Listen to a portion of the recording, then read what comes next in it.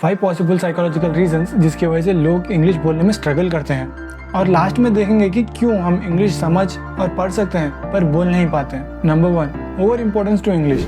British colonization की वजह से इंग्लिश दुनिया में सबसे ज़्यादा बोलने वाली लैंग्वेज बनी।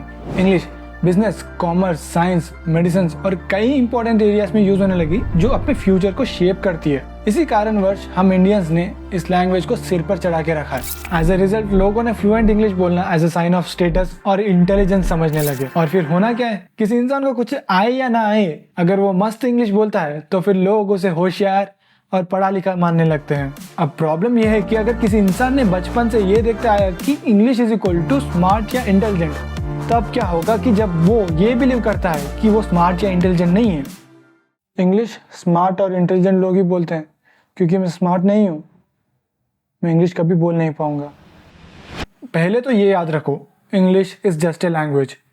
कोई भी लैंग्वेज हमारे थॉट्स, फीलिंग्स और एक्सपीरियंसेस को एक दूसरे के साथ शेयर करने के लिए यूज करते हैं। इसीलिए इंग्लिश को इतना वीआईपी ट्रीटमेंट देना बंद करो, उसे भी दूसरे लैंग्वेज के जैसे ही ट्रीट करना शुरू करो। दूसरी बात, अगर इंग्लिश बोलने वाला हर इंसान इंटेलिजेंट है तो फिर यूएस में हर छोटा बच्चा हमसे बहुत ज़्यादा इंटेलिजेंट है। Number 2, past experiences. अगर आपके इंग्लिश बोलने या बोलने के तरीके के ऊपर आपका मजाक बनता है या फिर कुछ बुरा एक्सपीरियंस होता है तो फिर आप उस बुरे एक्सपीरियंस को इंग्लिश के साथ जोड़ने लगते हो, और जिस तरह आप हर बुरी चीज़ को अवॉइड करते हो उसी तरह धीरे धीरे आप इंग्लिश को भी अवॉइड करते हो। ऐसा ही कुछ मेरे साथ हुआ। 10th के बाद मैंने जिस स्कूल में एडमिशन लिया उस स्कूल में बच्चे मस्त फ्लुएंट इंग्लिश बोलते और स्लैंग में बात करते थे जो मुझे हर बार समझ नहीं आता था। उस समय मेरे पास 2 ऑप्शन थे, rise up to the challenge और take the easy path. Unfortunately मैंने सेकंड वाला ऑप्शन चूज किया। जब कभी वो मेरे साथ इंग्लिश में बात करते थे मैं उन्हें मेरे कंफर्टेबल लैंग्वेज में रिस्पॉन्ड करता था। इसी वजह से आज इंग्लिश अवॉइड करने की एक आदत सी पड़ गई। Fear of making mistakes. अगर मैं कुछ गलत बोला, किसी को समझ नहीं आया तो लोग क्या सोचेंगे?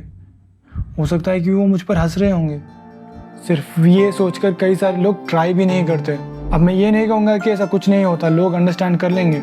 रियलिटी में तुम कितना भी अच्छा काम कर लो, आप पर ताने मारने वाले लोग रहेंगे ही रहेंगे। अब चॉइस इज योर्स। कोई हंसेगा समझ कर रुक जाना या फिर योर ग्रोथ।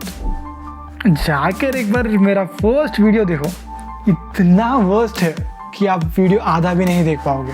अगर उस दिन में कोई हंसेगा समझ कर वो वीडियो नहीं बनाया होता तो फिर मैं आज ये वीडियो नहीं बना रहा होता। Number 4, shyness. जो लोग शाय होते हैं वो आमतौर पर रिजर्व्ड होते हैं, मतलब वो छोटे ग्रुप्स या फिर अकेले रहना पसंद करते हैं, जल्दी दूसरों के साथ ओपन नहीं होते हैं और वो हर वो चीज़ से दूर रहते हैं जो उन्हें स्पॉटलाइट में लाती हो। इसी वजह से उनका लोगों के साथ कम इंटरेक्शन होता है और इस कम इंटरेक्शन की वजह से उनके कम्युनिकेशन स्किल्स डेवलप नहीं होते और जब तुम उन्हें बात करो कहोगे वो भी डिफरेंट लैंग्वेज में, उनका माइंड टोटली ब्लैंक हो जाता है। Number 5, stress. कभी कभी हमें जिस माहौल में बोलना पड़ता है उस माहौल की वजह से हम सही से बोल नहीं पाते। For example with my current level, अगर कोई आके मेरा इंटरव्यू लेता है या फिर मुझे स्टेज पर बोलना पड़े, मैं ऑब्वियसली स्ट्रेस होऊंगा और सही से बोल नहीं पाऊंगा, चाहे वो मुझे इंग्लिश में बोलना पड़े या फिर मेरे मदर टंग में, एंड इट्स टोटली नॉर्मल। और फाइनली आते हैं कि क्यों हम जितनी अच्छी इंग्लिश समझ और पढ़ सकते हैं उतनी अच्छी इंग्लिश हम बोल नहीं पाते। इसका रीज़न है सराउंडिंग्स। जैसे कि हमने पहले देखा कि किस तरह इंग्लिश का यूज़ हर जगह होता है। सुबह उठने से लेकर रात के सोने तक हम इंग्लिश से घिरे हुए हैं। जितना इंग्लिश हम पढ़ते और सुनते हैं उससे बहुत कम इंग्लिश हम लिखते या फिर बोलते हैं। इसी वजह से जाने अनजाने में हमारी इंग्लिश पढ़ने और समझने की स्किल इम्प्रूव हुई और बोलने और लिखने की स्किल ऑलमोस्ट वहीं की वहीं रही। एज ए रिजल्ट हम अच्छा पढ़ और समझ सकते हैं पर लिख और बोल नहीं पाते। एग्जाम्पल के साथ समझाऊँ तो मैं म्यूज़िक सुन और समझ सकता हूँ, इसका मतलब ये नहीं है कि म्यूज़िक मैं बना सकता हूँ।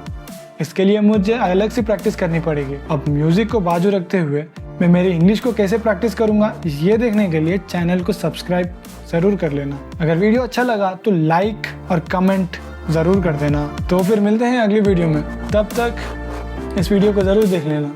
इम्पोर्टेंस ऑफ कम्युनिकेशन अच्छी वीडियो है, एटलीस्ट मेरे फर्स्ट वाले वीडियो जितनी तो बुरी नहीं है, ठीक ठाक है।